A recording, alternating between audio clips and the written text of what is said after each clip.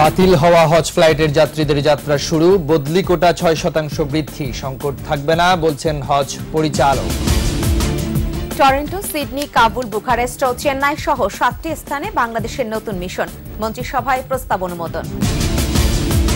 নারায়ণগঞ্জে দেওভোগে মা ও 2 শিশুসহ 5 খুন মামলায় আসামি মাহফুজের মৃত্যুদণ্ড।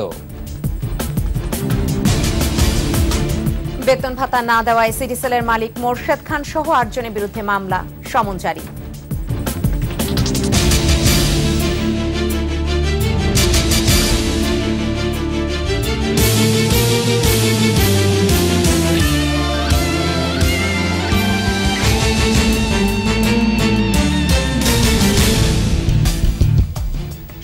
ফার্স্ট সিকিউরিটি ইসলামী ব্যাংক লিমিটেড সংবাদ শিরোনাম। দুপুর 2টার 21 সংবাদে আপনাদের আমন্ত্রণ জানাচ্ছি। আমি রাজীব জামান এবং আমি ফেরদৌসী আহমেদ।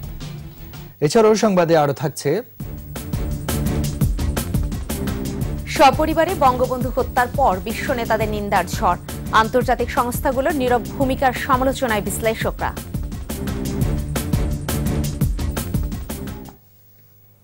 ফ্লাইট বাতিল হয়, যেসব হজযাত্রী সৌদি আরবে যেতে পারেননি তাদের ফ্লাইট আজ থেকে আবারও শুরু হয়েছে।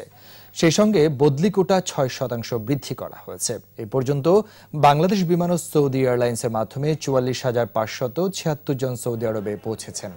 এখনও প্রায় 70,000 যাত্রী ভিসা পাননি। অনিশ্চয়তায় হজ ক্যাম্পে অপেক্ষা করছেন অনেকেই।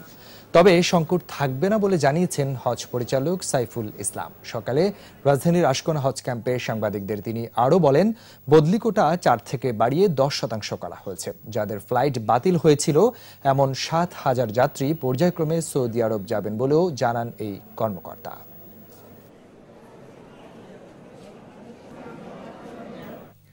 দেশের বাইরে স্থাপিত 17টি বাংলাদেশ মিশন স্থাপনের বিষয়ে ভূতাপেক্ষ এবং নতুনভাবে 7টি মিশন স্থাপনের প্রস্তাব অনুমোদন দিয়েছে মন্ত্রিসভা।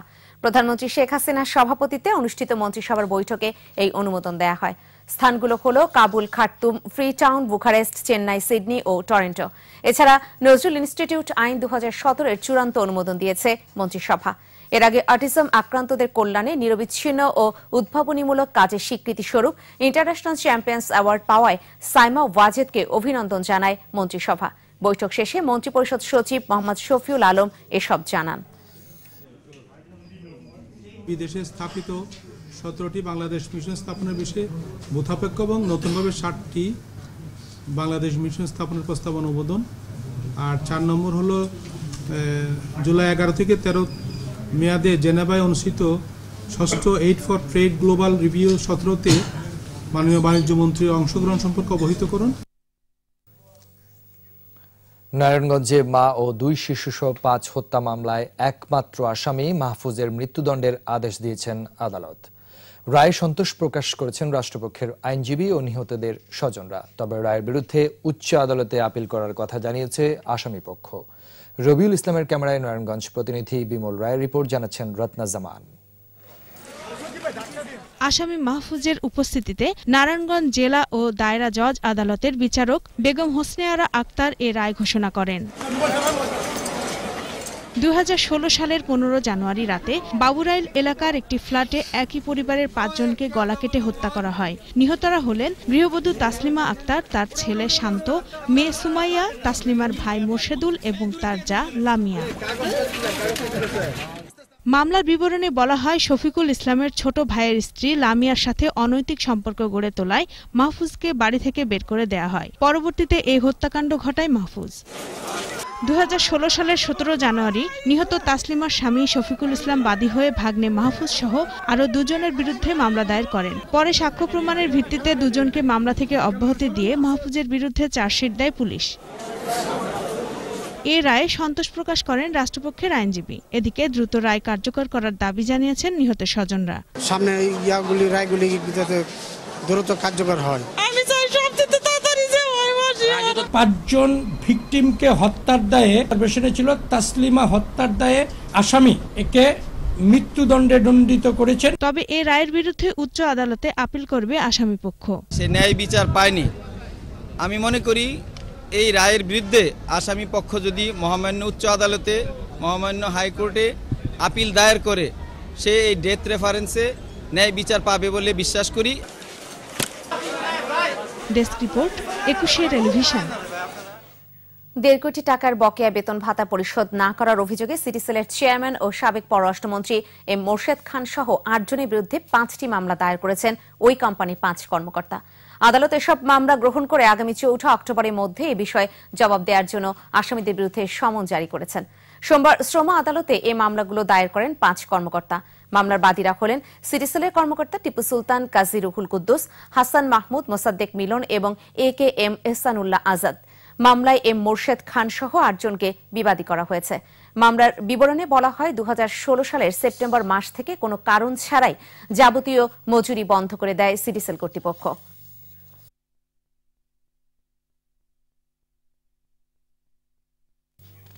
এবারে আমাদের বিশেষ আয়োজন শোকাবহ আগস্ট।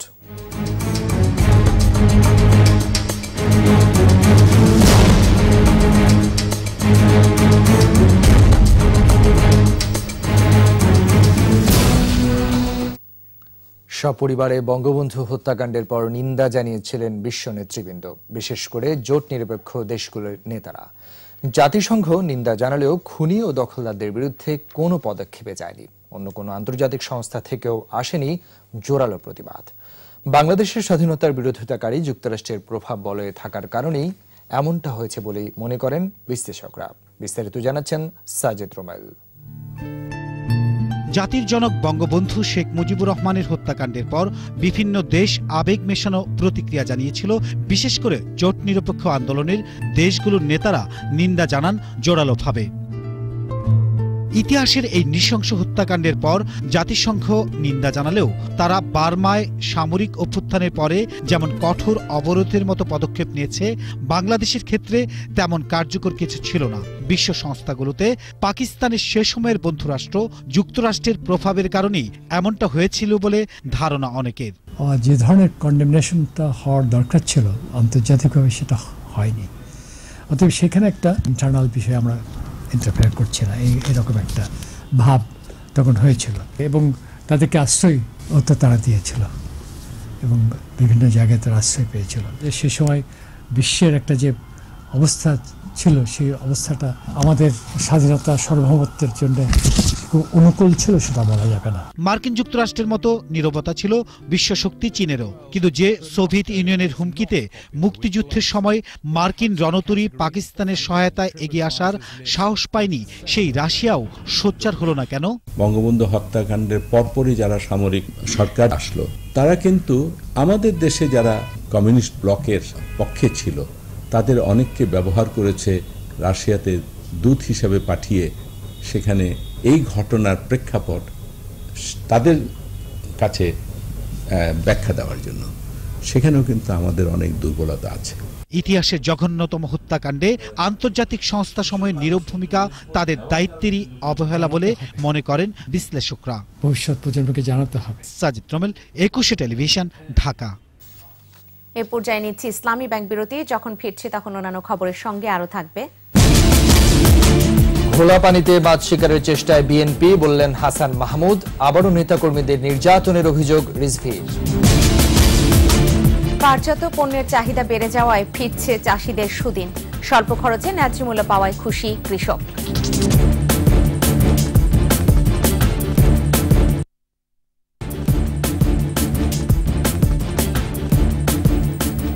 আবার আমন্ত্রণ দুপুর 2টার 21 সংবাদে। আদালতের রায় নিয়ে পানি ঘোলা করার চেষ্টা করলে বিএনপি নিজেই ফেঁসে যাবে বলে মন্তব্য করেছেন আওয়ামী লীগের প্রচার ও প্রকাশনা সম্পাদক হাসান মাহমুদ। ঢাকা রিপোর্টার্স ইউনিটিতে আয়োজিত এক সভায় তিনি একথা বলেন। ষোড়শ সংশোধনীর রায় নিয়ে পরিস্থিতি ঘোলা করার চেষ্টা করলে এর ফল ভালো হবে না। শেখ হাসিনার সরকার আপোষ করতে জানে না, যে কোনো পরিস্থিতিতে দেশকে এগিয়ে নিতে জানে। তাই পেট্রোল বোমা সন্ত্রাসী ও বিশৃঙ্খলাকারীদের মোকাবেলা করতে প্রস্তুত সরকার।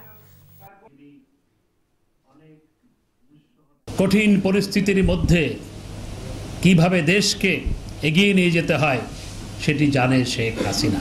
কোনো রায় নিয়ে উল্লাস করে পানি ঘোলা করার চেষ্টা করবেন না। যদি সেই চেষ্টা হয় নিজেরাই ফেঁসে যাবেন। গণতন্ত্রকে হত্যা করতেই বিএনপির নেতাকর্মীদের উপর অত্যাচার আর নির্যাতনের মাত্রা বাড়িয়ে দিয়েছে সরকার, এমন অভিযোগ করেছেন বিএনপি সিনিয়র যুগ্ম মহাসচিব রুহুল কবির রিজভী। নয়াপল্টনে বিএনপির কেন্দ্রীয় কার্যালয়ের নিচতলায় ছাত্রদলের সাবেক সহ সম্পাদকের স্মরণ সভা ও মিলাদ মাহফিলের আয়োজন করা হয়। মোনাজাতের আগে দেয়া বক্তব্যে রিজভী আহমেদ অভিযোগ করেন সরকার গণতন্ত্রের নাম মুছে ফেলার চক্রান্ত করছে। নির্বাচনী সুশীল সমাজের বক্তব্য গ্রহণ করা হচ্ছে না বলেও অভিযোগ করেন তিনি। আমার কাছে মনে হয়েছে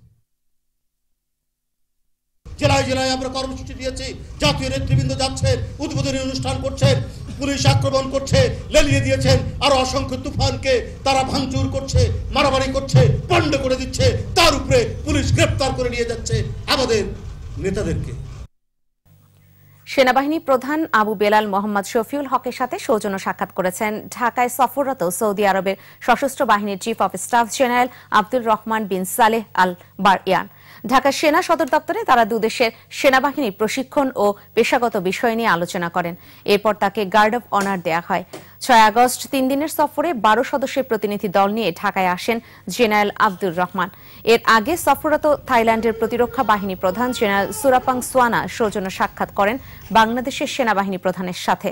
সেনানিবাসের শিখা অনির্বাণে পুষ্পস্তবক অর্পণ করার পর সুরাপাং সোয়ানকে গার্ড অব অনার দেয়া হয়। 6 আগস্ট 3 দিনের সফরে ঢাকায় এসেছেন থাইল্যান্ডের প্রতিরক্ষা বাহিনী প্রধান।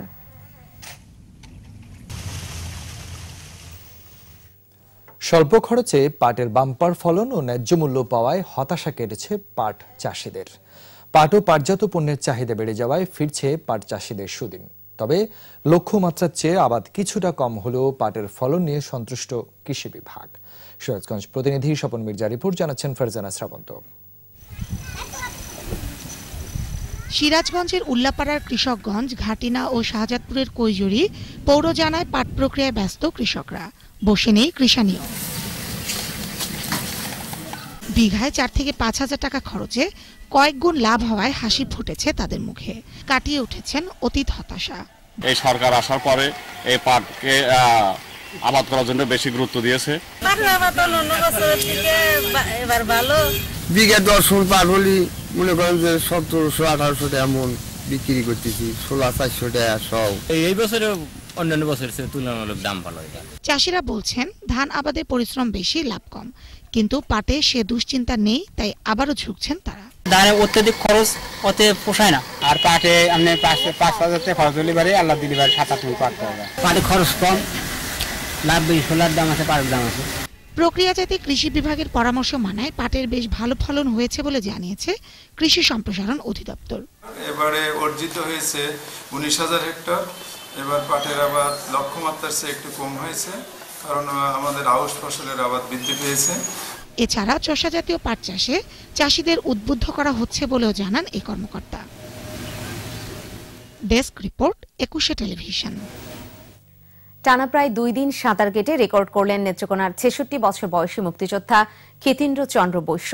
ষাটোর্ধ্ব এই মুক্তিযোদ্ধার বিরল অর্জনের স্বীকৃতির দাবি জানিয়েছেন এলাকাবাসী।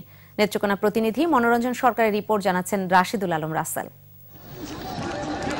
নেত্রকোনার মদন জাহাঙ্গীরপুর গ্রামের 66 বছর বয়সী ক্ষিতীন্দ্র চন্দ্র বৈশ্য গেল শুক্রবার সন্ধ্যা 6:50 ময়মনসিংহের ফুলপুরের কংস নদী থেকে শুরু করেন সাঁতার। প্রায় 43 ঘন্টা টানা সাঁতার কেটে 146 কিলোমিটার দূরত্ব অতিক্রম করে রোববার দুপুর 1:45 মদন উপজেলার মগরা নদীর গন্তব্যস্থলে পৌঁছান তিনি। তাকে সহযোগিতা করার জন্য সাথে সবসময় 2টি ইঞ্জিন চালিত নৌকা ছিল এবং সাঁতার চলাকালীন তাকে তরল জাতীয় খাবার দেওয়া হতো। তার দুঃসাহসিক এই প্রচেষ্টার সাধুবাদ জানান স্থানীয়রা। 2014 সালে 64 বছর একটা রেকর্ড করেছিলেন, এটা হলো 117 কিলোমিটার। আর আমার মামা আজকে 66 বছর, উনি 146 কিলোমিটার অতিক্রম করেছেন, যা বিশ্বে এই রেকর্ড। মানে আমরা গ্রিনিজ বুকে তার নাম দেখতে চাই। এটা বাংলাদেশের গর্ব। চলে আসছেন ছাত্রী, ওটা দেখার জন্য আমরা খুব উৎসাহিত। এত বয়সে দীর্ঘ সময় বিরামহীন সাঁতার কাটার পরও তিনি শারীরিকভাবে সুস্থ বলে জানালেন চিকিৎসক। সুস্থ ফিল করবেন আশা করতেছি, আর অন্যান্য ভাইটালস ভালো আছে। কিবার থেকে ফ্লুইড ওভারঅল গেলেন 107 থেকে 107। এটা সময় নিয়েছিল 54 ঘন্টা প্রায়। তো আমার ইচ্ছা ছিল যে ভাঙি, It is a prestigious record. So লোকে আমি চেষ্টা করলাম যে ঠিক আছে সরকার টাকা নেবে কিছু দেব, সেটা হোক। মুক্তিযোদ্ধা ক্ষিতীন্দ্র চন্দ্র স্বীকৃতি পাওয়ার যোগ্য বলে মনে করেন উপজেলা নির্বাহী কর্মকর্তাও। আমাদের প্রত্যাশা, মদনবাসীর প্রত্যাশা, তার যে এই বিশাল কঠিন কর্ম এটা যেন আন্তর্জাতিকভাবে স্বীকৃতি পায়। Desk report, 21 television. আবারও নিচ্ছি ইসলামী ব্যাংক বিরতি। যখন ফিরছি তখন অন্যান্য খবরের সঙ্গে আরো থাকবে। আফগানিস্তানের উত্তরাঞ্চলে জঙ্গি হামলা, পুলিশ সহ নিহত অর্ধশত। বিশ্ব চ্যাম্পিয়নশিপে দ্রুততম মানবী যুক্তরাষ্ট্রের টোরি ববি, ছিটকে পড়লেন অলিম্পিক চ্যাম্পিয়ন থমসন।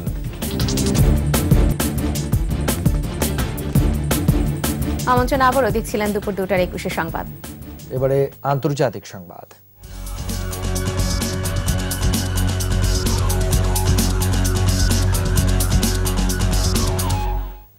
আফগানিস্তানের উত্তরাঞ্চলে একটি এলাকায় জঙ্গি হামলায় পুলিশ সহ অন্তত 50 জন নিহত হয়েছে। সেখানকার প্রাদেশিক গভর্নর বিষয়টি নিশ্চিত করেছেন। স্থানীয়রা জানান, উত্তরাঞ্চলীয় সারিপুল প্রদেশের শিয়া অধ্যুষিত গ্রামটিতে আচমকাই হামলা চালায় জঙ্গিরা। এ সময় তারা নির্বিচারে গুলি চালানো শুরু করে, তবে হামলার দায় স্বীকার করে বিবৃতি দেয়নি কোনো সংগঠন। এই ঘটনায় নিন্দা জানিয়েছে দেশটির প্রেসিডেন্ট আশরাফ ঘানি। জঙ্গি হামলায় গেল 1 বছরে অন্তত 1,500 বেসামরিক লোক নিহত হয়েছে বলে জানিয়েছে জাতিসংঘ। কাতার ভিত্তিক বার্তা সংস্থা আল জাজিরার কার্যক্রম বন্ধ করতে যাচ্ছে ইসরায়েল। দেশটির যোগাযোগ মন্ত্রী আয়ুব কারা বলেন, জেরুজালেমে অবস্থিত আল জাজিরার কার্যালয়টি বন্ধ করে দেওয়া হবে। একই সাথে সংস্থাটির সাংবাদিকদের পরিচয়পত্র বাতিল করার কথাও জানান তিনি। সন্ত্রাসবাদে মদদের অভিযোগে এমন সিদ্ধান্ত নিতে যাচ্ছে ইসরায়েল। এর মাধ্যমে সৌদি জোটের পথেই হাঁটল দেশটি। তবে বরাবরই এমন অভিযোগ অস্বীকার করে আসছে আল জাজিরা কর্তৃপক্ষ। এর আগে আল জাজিরা জেরুজালেম নিয়ে স্পর্শকাতর সংবাদ প্রকাশ করছে বলে অভিযোগ তোলেন ইসরায়েলের প্রধানমন্ত্রী বেনিয়ামিন নেতানিয়াহু। এবারে খেলার খবর।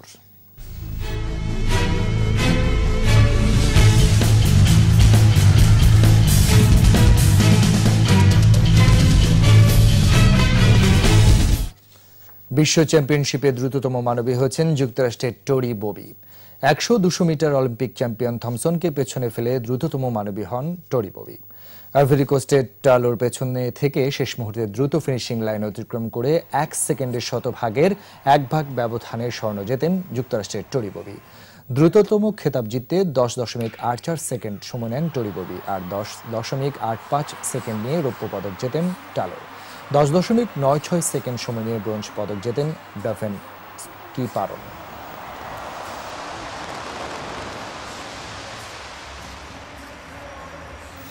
বাংলাদেশ প্রিমিয়ার লিগে আজ চিরপ্রতিদ্বন্দ্বী মোহামেডানের মুখোমুখি হবে আবাহনী। ম্যাচটি শুরু হবে সন্ধ্যা 7:15টায়। এর আগে বিকেল 5টায় চট্টগ্রাম আবাহনী লড়বে টিম বিজেএমসির বিপক্ষে। এরই মধ্যে 2টি করে ম্যাচ খেলেছে আবাহনী ও মোহামেডান। তবে নামের প্রতি সুবিচার করতে পারেনি কোনো দলই। দলবদলে শক্তিশালী দল গড়লেও 2 ম্যাচ থেকে 3 পয়েন্ট নিয়ে টেবিলের 5 নম্বরে রয়েছে ঢাকা আবাহনী। আর ঐতিহ্যবাহী মোহামেডান তো শক্তিশালী দলই গঠন করতে পারেনি, ফলে 2 ম্যাচ থেকে এখনো কোনো পয়েন্ট সংগ্রহ করতে পারেনি মোহামেডান। শেষ পর্যন্ত গোল করে চট্টগ্রাম আবাহনীকে এগিয়ে দিলেন। আর এর সাথে শেষ করছি দুপুর 2টার 21 সংবাদ। তবে যাবার আগে ফার্স্ট সিকিউরিটি ইসলামী ব্যাংক লিমিটেড সংবাদ শিরোনামগুলো জানিয়ে দিব আরো একবার। বাতিল হওয়া হজ ফ্লাইটের যাত্রীদের যাত্রা শুরু, বদলি কোটা 6% বৃদ্ধি, সংকট থাকবে না বলছেন হজ পরিচালক। টরন্টো, সিডনি, কাবুল, বুখারেস্ট ও চেন্নাই সহ 7টি স্থানে বাংলাদেশের নতুন মিশন, মন্ত্রিসভায় প্রস্তাব অনুমোদন। নারায়ণগঞ্জে দেওভোগে মা ও 2 শিশুসহ 5 খুন মামলায় আসামি মাহফুজের মৃত্যুদণ্ড। বেতন ভাতা না দেওয়ায় সিটি সেলের মালিক মোর্শেদ খান সহ 8 জনের বিরুদ্ধে মামলা, সমন জারি। সর্বশেষ খবর জানতে ডায়াল করুন 202 নম্বর আর ভিজিট করুন 21tv.com এর ওয়েবসাইটে। এছাড়া ফেসবুকে লগ ইন করতে পারেন facebook.com/2124 অনলাইনে। সন্ধ্যা 6টায় রয়েছে 21 চট্টগ্রাম সংবাদ দেখার আমন্ত্রণ রইল। এতক্ষণ সাথে থাকার জন্য সবাইকে ধন্যবাদ।